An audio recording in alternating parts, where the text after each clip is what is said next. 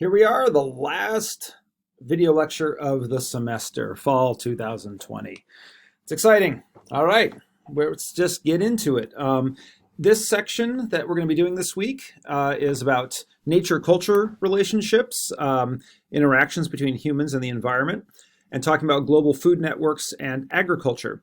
And in class, we'll get into some stuff around genetic modification, like genetically modified organisms, as well as the Green Revolution and some other things like that. But in this video lecture, we're going to be getting into some of the background, some of the basics on this. And then you also have a video to watch, or like part of a video to watch after this, on the way in which humans sort of affect the landscape in West Africa as an example of how humans and environments interact sometimes in ways that you might not expect. So let's just launch into it here. The first thing is to sort of define what we're talking about with nature and culture. Basically, this is investigating how groups of people interact with Earth's biophysical environment, and also examining how sort of culture, politics, and economies of people affect their ecological situation and the way they use those resources. And as we've talked about in this class, human geographers tend to view the relationship between people and nature as a two-way interaction, right? We affect what goes on. Humans impact the environment, but the environment also impacts us in terms of what our economies and our cultures and other things sort of look like, is definitely impacted by the environment, while we're also impacting the environment through our own actions.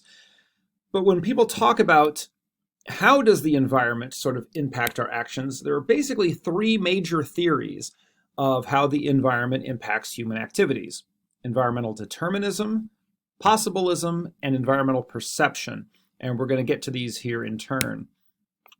The first one is sort of the oldest idea, environmental determinism. And it's the idea that cultures are sort of directly or indirectly shaped by the physical environment. In other words, environmental determinism is the idea that the environment determines your culture, that if you're in a cold place, your culture is going to be a certain way, that if you are in a warm place, it's going to be a certain way. If you are in an island, it's going to be a certain way. If you're in the mountains, your culture is going to be a certain way. This was very popular in the 19th and early 20th centuries.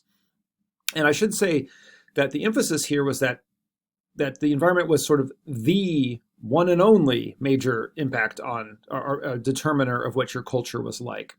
And so it was heavily overemphasized, the role of the environment in terms of how people lived and their cultures. But the physical environment is really only one of the major forces affecting human culture, and it's never the sole determinant of what we do. And so environmental determinism kind of went a little too far. And so in other theories then kind of came up about trying to understand why cultures are the way that they are. And one of them is called possibilism. And possibilism is the idea that humans, rather than the physical environment, are the primary active force in creating a culture, but that any environment offers a number of different possible ways for a culture to develop, but that the choices among those possibilities are guided by our cultural heritage. So for instance, yes, the environment sets some limits. So for instance, we cannot if we lived in Tahiti, we can't build igloos, right? Because there's no ice. Also, a Inuit culture up near the Arctic Circle is not going to have a culture based, much on like agriculture, because there's not a lot of agriculture that can be done. It's going to be more on fishing and other sorts of gathering techniques. And so there are limitations, but within those limitations, there's a whole bunch of different ways in which cultures can develop. So for instance, just because you're on an island and it's hot, doesn't mean all the cultures on hot islands are the same, right? If you think about what culture is like in a place like, say, Hawaii versus what it's like in the Caribbean versus what it's like on a hot island in the Mediterranean or the Indian Ocean, right? These cultures are very, very different. So possibilism sort of says, yeah, the environment limits you, but it's not the only thing going on. But the other thing too is the higher the technological level of the culture, the kind of the weaker the influences of the physical environment. In other words, you can overcome some of the limitations of the environment if you have a lot of technology. And in the book, they bring up this example of Chongqing, which is in China, which is one of the videos we watched last week, and San Francisco. They're both on peninsulas. but and have sort of similar physical characteristics in that way. They're somewhat mountainous, but in San Francisco was founded by, the city there was founded by the Spanish. And so the Spanish were very into making grids and like having their streets be sort of like north, south, east, west. Whereas in China, there was much more of an emphasis on having the roads sort of bend with the landscape. And San Francisco is very, very hilly. But there's this cultural attitude like, no, we're going to make everything straight lines. The Spanish did that. The Americans did it also afterwards. And so you actually have these incredibly steep streets in San Francisco because they had the technology to sort of enforce what they wanted culturally, which is to have a city laid out on a grid onto that landscape. Whereas a long time ago when Chongqing was being settled, those technologies weren't quite as developed. And there wasn't necessarily the cultural attachment to a grid system. And so you have a very different sort of physical very different human landscape that develops there that's based more on culture. So, there's some limits that the environment puts on you, but if you have more technology, you can overcome them. But then the last of these three types of human-environment interaction kind of perspectives is environmental perception. And environmental perception is the belief that culture depends more on what people perceive the environment to be rather than on the actual character of the environment, and that your perception is colored by your culture. So let me give an example. If you come from a hot place and you live in a hot place, you may not think of warm or desert type environments as being threatening. You may think of them as being fine and welcoming. However, if culturally you're accustomed to much colder locations, you may see living in a desert in a sort of a more threatening way. So for instance, there are groups of people that live in the deserts of the Southwest, like indigenous groups and such, who have traditionally lived in dwellings that are not sealed off and air conditioned, but rather have like a roof to keep the sun off of you, but very, very open to kind of have the wind and the air circulate and move through. Because in those folks' views, the desert environment is not really a threat or negative or a bad thing to be warm. Whereas if people come from, say, Europe or from the eastern United States, they may look at it and be like, oh my God, the temperature is going to be 110. I need to be in a sealed off box with the air conditioner on. And so the kind of attitude you have towards that environment and that heat is going to dictate sort of what you do with it, what your housing styles are going to be, when you do activities, all sorts of cultural aspects. And so it's not the environment itself, it's more your perception of the environment that matters in terms of how you're going to respond to it. And this is also true of natural hazards. There are some people that believe that would never live next to a volcano because they see that as a really frightening kind of natural hazard. There are people that probably wouldn't want to live in the hurricane areas of the Gulf Coast. But there are other people that do and don't necessarily see that as a huge risk. And so our perceptions really color where we live and also how we manage our environments. And so, and this kind of links to, of course, ideas of spaces of vulnerability, which is this idea that some places are, perceived to be more dangerous, and then usually who has to live in those particular sites that are more vulnerable has a lot to do with, issues around race, ethnicity, socioeconomic levels, et cetera, that we've kind of touched on in previous parts of the class. Another big aspect, and this kind of connects back to some of the stuff we talked about with eco-theology, is also that nature itself is culturally derived concept. Like, what do we think nature is? And there are a couple different viewpoints here. There's a mechanistic view of nature, which argues that humans are separate from nature and that we're supposed to manage it as if we're not in it. And then there are other groups of people who think that humans are sort of embedded within nature and are part of it, and are going to have a much different way of sort of than living in that environment and managing it and changing it or not changing it. All right. So those are those three main ones that you need to know: environmental determinism, possibilism, environmental perception. But there's also, some folks emphasize the other side of the coin, which is not so much how the environment influences human culture, but how do human cultures influence the environment? So humans as sort of modifiers of the earth. So in a sense, it's the opposite of environmental determinism. It's the idea that our environments are sort of determined by our human actions. And so, one of the things you're going to see in the video after this is the idea that, like, so humans cause a lot of changes to the earth, obviously.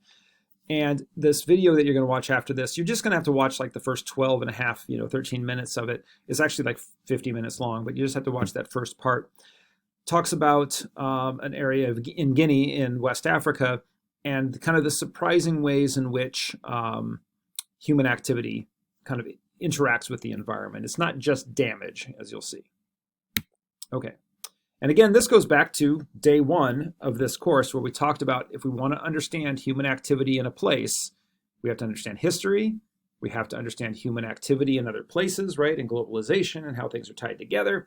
But we also have to understand this interaction between the physical environment, both in terms of how the physical environment affects what we do and how what we do affects the physical environment.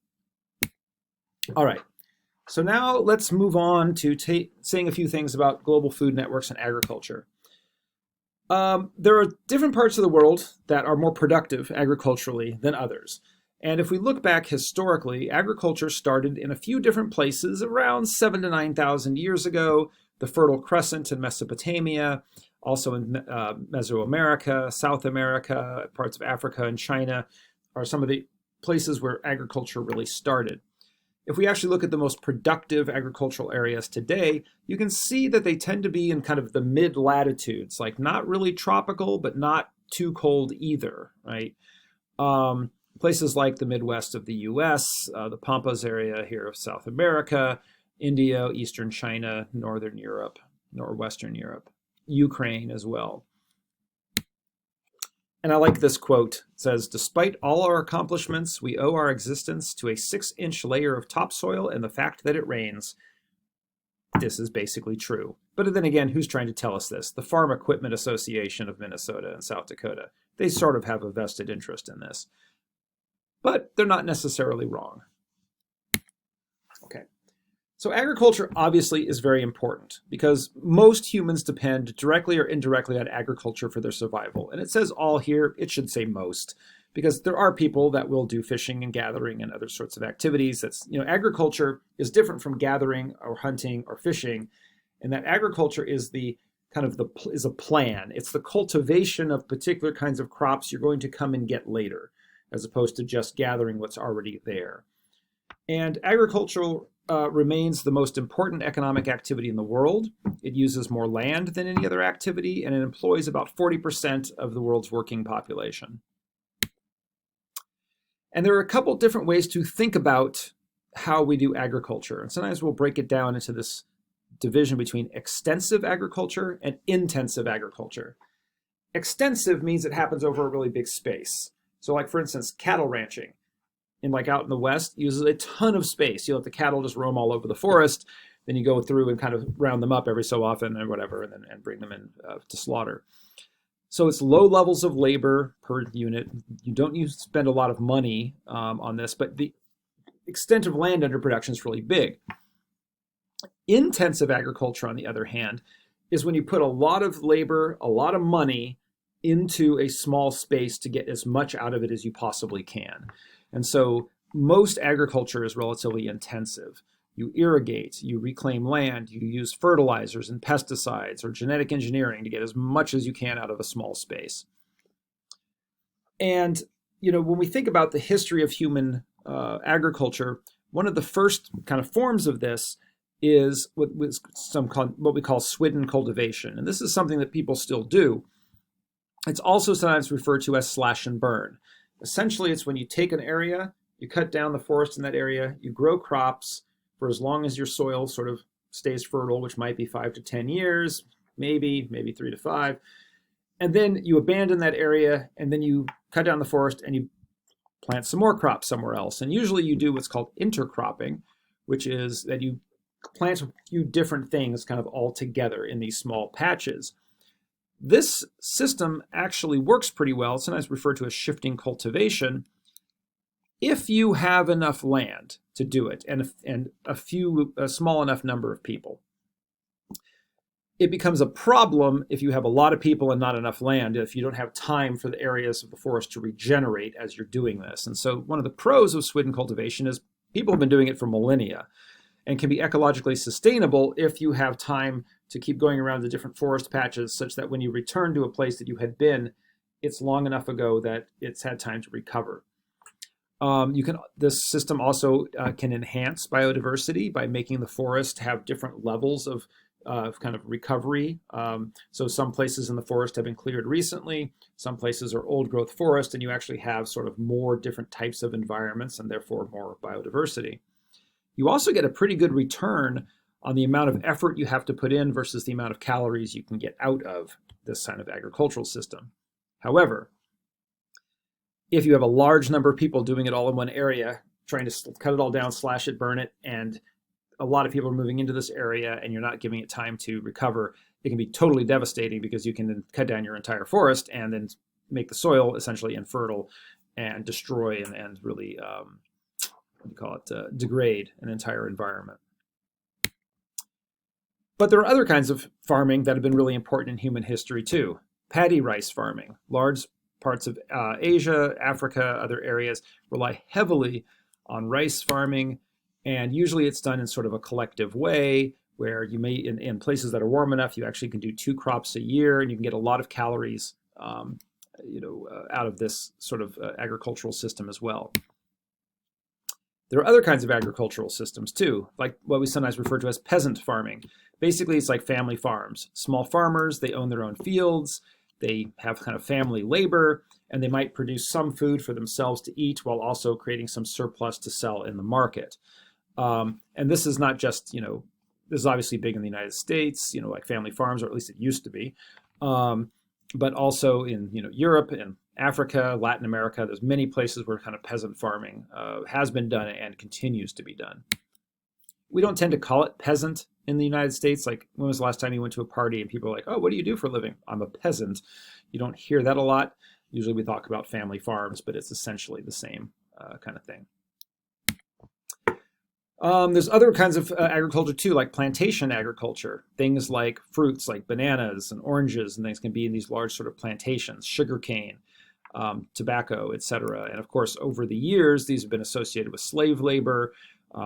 And plantation agriculture is the growing of usually a cash crop, and then you have a workforce that is, like I said, historically could be enslaved, but also could just be very low wage paid, where they're paid just for their work, but they don't actually own any of the product that they're producing, and then the profits from it are just going to a particular landlord. There's also something called market gardening. This is things like fruit and vegetable production, vine crops, like for wines, this sort of thing. And it's typically for sale. So like apple orchards, this kind of stuff. The reason I'm going through these is because I'm going to show you a system where we kind of then explain why around cities these different types of agriculture are kind of where they are. So but I have to define some of these terms. So bear with me for a second. Another big agricultural activity is, of course, dealing with livestock. And some of this is ranching, where livestock are just all out on the range or on family farms, that sort of thing. But a lot of the way that livestock is produced, or that meats are produced, is through these fattening operations, both in terms of cattle and also for pigs. And you get these things called feedlots. And basically, you pack a ton of cows, or in this case, into an area, feed them corn, soybeans, or whatever else you bring in, and then just fatten them in these pens. And if you've ever had the pleasure of driving by one of these, they smell absolutely atrocious.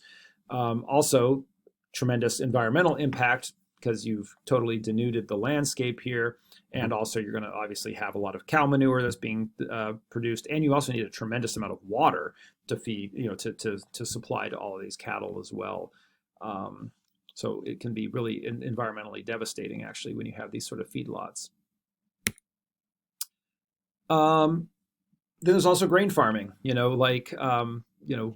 corn, wheat, these sort of things. And right now, today, the food supply for over 85% of the world's population comes from only about 20 species, which is pretty amazing when you think about it. Things like corn, wheat, rice, soybean, etc. There's just, we've gotten to the point where there's a few major crops that feed most of humanity. I mean, if you go to the grocery store and you look at what's actually in everything, You know, a lot of it's going to be corn, wheat, etc. And you look at the places of the top grain producers, places like Russia, China, the United States, Canada, Australia, those, again, those sort of mid-latitude type countries. But it's also led to the heavy mechanization of grain farming. And you get this thing that we refer to as suitcase farms, where a suitcase farm is where nobody lives there. People show up with their suitcase, plant everything with like mechanized, you know, with all this equipment. And then they are usually sort of like hired labor by the company that owns the land. They go through, these workers go through, plant all the crops, leave, and then when it's harvest time, come back with their suitcase, there for a little bit while they harvest everything and leave. And this has been a big shift from when these areas had been like all family farms. And there's a lot of economic consequences because essentially you no longer have people living there full time. You don't have kids in the local schools. You don't have people going to the local hardware store to buy things or to the grocery stores. And so you actually get a massive amount of depopulation that has occurred in some of these grain growing areas of the Midwest as this has become mechanized and kind of owned by large agribusiness companies that just hire workers to come through with their suitcases twice a year. And then, of course, there's dairying, which is a big agricultural activity here in the Northeast. And I've kind of mentioned ranching, right?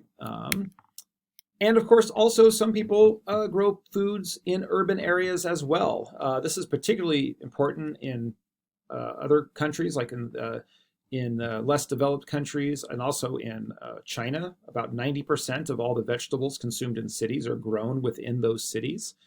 Also countries like Cuba, areas of West Africa, urban agriculture is very important. And it's becoming a little more important too now in the United States too, where people are, you know, having their own gardens and community gardens and trying to produce, you know, vegetables and fruits locally within the cities themselves. So this leads us to the von Thünen model. What this model is trying to explain is why agriculture is set up sort of where it is around a hypothetical city. And essentially it works like this.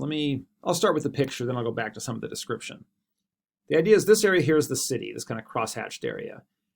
And the argument goes is that the next thing you're going to get right next to the city in terms of agriculture are things that are very, very intensive agricultural activities because the land is expensive close to the cities, but also because it may be expensive to transport some of the foods long distances. So you're going to get market gardens and feedlots because they're both incredibly intensive. This is traditional. Of course, nobody wants to live next to a feedlot, but if you're going to use the land very intensively, you know, it's something that you don't want to use something that's not intensive on expensive land, if that makes sense. Like you don't want to be a cattle rancher in New York City because you'd have to buy like a gazillion acres and it would cost you a lot of money to just run cows. And so you're not going to do that, right? If you're going to be close to urban centers, you're going to have to get a lot of money out of every acre.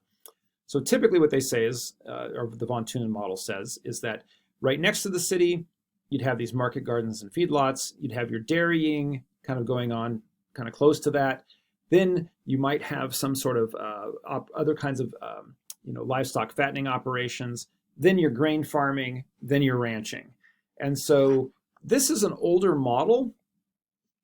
And there's been some question about whether this still sort of holds. But if you look historically, there is something to this. Like think about it on the regional scale. Like say if your cities are sort of the major cities of the eastern United States, you have a lot of, you know, vegetable gardens, etc. Like think about New York City. Then in New Jersey, particularly southern Jersey, you have a lot of like kind of market gardens. Remember, you know, New Jersey is referred to as the Garden State. A lot of that is because it was an area that provided fruits and vegetables for both Philadelphia and New York City areas, you know, traditionally. And then you have your dairying areas a little further out, places like, say, Pennsylvania, but also New Hampshire, Vermont, etc. And then you have kind of your grain farming further out into like the Midwest, livestock even further out than that. And so this actually holds even on a more regional or national scales.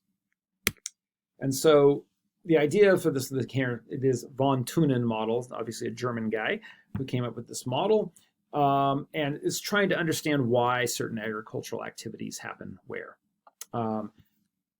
But the key point here is, does this still work? Well, the real world is a little more complicated than the model suggests, but it does give us a general estimate. But also we have something now called cool chains. Cool chains are not like cool chains that you wear. Cool chain is the ability to keep a agricultural product refrigerated or frozen from where it's produced all the way through to where it's sold.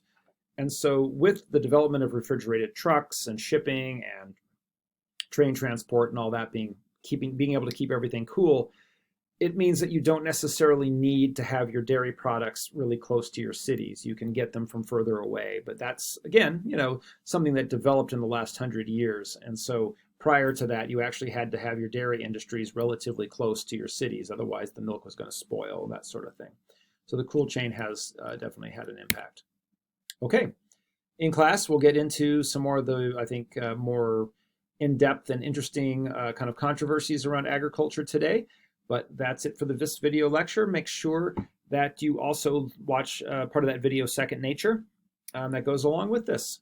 And I will see you in class.